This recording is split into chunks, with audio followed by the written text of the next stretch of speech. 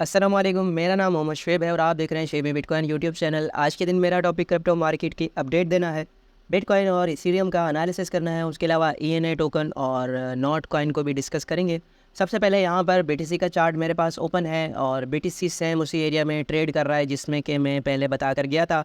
और एग्जैक्टली जो मैंने सपोर्ट एरिया बताया था 67,300 से 400 का, वहाँ पर बिटकॉइन स्ट्रगल कर रहा है और बार बार हर कैंडल यहाँ पर विक हमें लगाती हुई नज़र आ रही है और इस एरिया को होल्ड कर रही है। अगर ये वीकेंड जो हमारे पास स्टार्ट होगा, कल के दिन मंडे का दिन है, अगर उस वक्त हमारे पास वॉल्यूम नहीं आया तो मोस्ट प्रोबेबली बिटकॉइन की प्राइस जो है वो क्रैश कर सकती है और फिर जो नेक्स्ट हमारा एरिया होगा वो यहाँ पर 65,000 का रह सकता है और फिर ये एक अच्छी स्ट्रॉन्ग सपोर्ट हमें मिल सकती है। तो यहाँ पर अगर यहाँ से सडन रिकवरी होती और प्राइस अच्छा खासा ऊपर जाती तो हम सोच सकते थे कि यार हाँ, अब बिटकॉइन की प्राइस ऊपर जा सकती है। लेकिन जैसे कि यहाँ पर हमें बिटकॉइन स्ट्रगल करता हुआ नज़र आ रहा है और यहाँ पर बाइंग बिल्कुल हमें नज़र नहीं आ रही, तो ये बिटकॉइन के लिए एक रिस्की सिचुएशन बन सकती है। ठीक है, तो इस चीज़ को लाजमी आपने देखना है। हाँ, मंडे के दिन अगर वॉल्यूम आता है और बिटकॉइन ऊपर की तरफ चला जाता है और अपनी इस अपसाइड के रेजिस्टेंस को रेजिस्ट करता है और यहाँ पर ट्रेड होना शुरू हो जाता है तो फिर हमारे पास चांसेस होंगे कि मार्केट ऊपर चली जाए। अदरवाइज़ अगर मार्केट में वॉल्यूम नहीं आता और यही सिचुएशन रहती है तो फिर बिटकॉइन डाउन साइड पर क्रैश कर सकता है। ठीक है, और उसके अलावा अगर फिबोनाची टूल के अकॉर्डिंग देखें, इस लोअर लो से हायर हाई पॉइंट को हम देखें तो यहाँ पर जो गोल्डन रेशो इसका बन रहा है वो यहाँ पर 65,000 का एरिया बन रहा है। तो फिलहाल अपने इस रेशो को जो कि 0.382 है उसको ये होल्ड कर रहा है। अगर इसको होल्ड नहीं करता तो फिर हमारे पास चांसेस होंगे कि बिटकॉइन 65,000 तक आ जाए। और इसकी जो वजह है वो मैं इसलिए कह रहा हूँ क्योंकि यहाँ से बहुत ज़्यादा दिन हो चुके हैं, ऑलमोस्ट हमारे पास 10 से 11 दिन हो चुके हैं बिटकॉइन इसी रेंज में ट्रेड कर रहा है और बिटकॉइन को वॉल्यूम नहीं मिल रहा।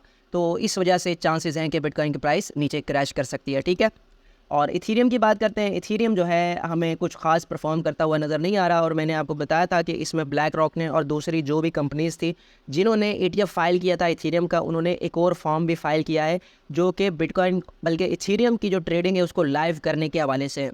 अगर वो अप्रूव हो जाता है पीर को, मंगल को या बुध को, जब भी वो अप्रूव होगा तो फिर इथीरियम में हमें अच्छी खासी वोलेटिलिटी नज़र आएगी। जब तक कि वो अप्रूव नहीं होता इथीरियम हमें इसी तरह से साइडवेज मूव होता नज़र आ सकता है और ये भी ऑलमोस्ट 10 से 12 दिन हो चुके हैं इसी रेंज में ट्रेड कर रहा है। जब तक कि ये वाला एरिया $4,000 की प्राइस का एरिया ब्रेक नहीं होता इथीरियम के लिए हम सुपर बुलिश नहीं हो सकते। ठीक है, इसके अलावा क्रिप्टो बुलेट ने इथीरियम का 1 मंथ का चार्ट शेयर किया है और इस चार्ट में इसने बताया है कि बुलिश इनगल्फिंग कैंडल बन रही है और इस बुलिश इनगल्फिंग कैंडल का जो नेक्स्ट टारगेट हमारे पास रह सकता है वो 4,625 का रह सकता है इथीरियम का।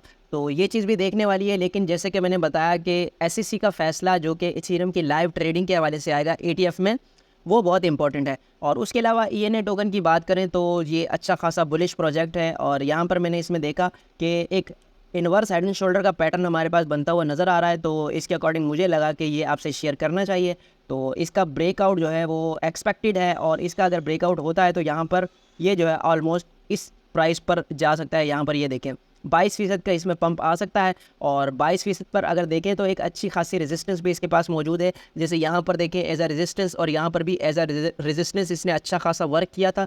तो अब अगेन यहाँ पर ये एरिया एज अ रेजिस्टेंस इसको फेस करना पड़ सकता है। तो अगर आप इसमें इंटरेस्टेड हैं तो आप जो है स्टॉप लॉस के साथ यहाँ डाउन साइड पर स्टॉप लॉस लगा सकते हैं इस कैंडल के विक से नीचे और इस एरिया को टारगेट कर सकते हैं। ठीक है, नॉट कॉइन अच्छा खासा पंप कर रहा है और पहले तो इसमें टेलीग्राम पर माइनिंग हुई थी और अब इसमें बहुत ज़्यादा पंप आया। यहाँ पर 200 से 300% का ये पंप ले चुका है।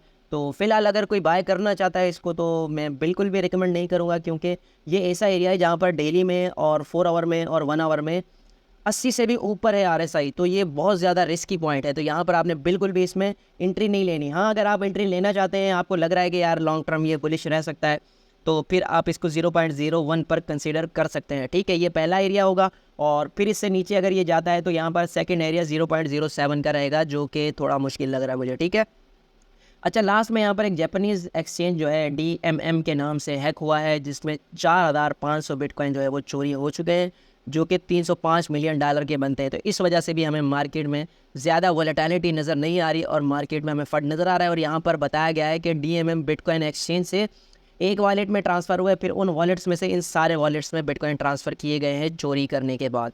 तो ये आज की वीडियो थी। उम्मीद है कि आज की वीडियो भी आपके लिए इन्फॉर्मेटिव रही होगी। मिलते हैं अपनी नेक्स्ट वीडियो में। अल्लाह हाफिज़।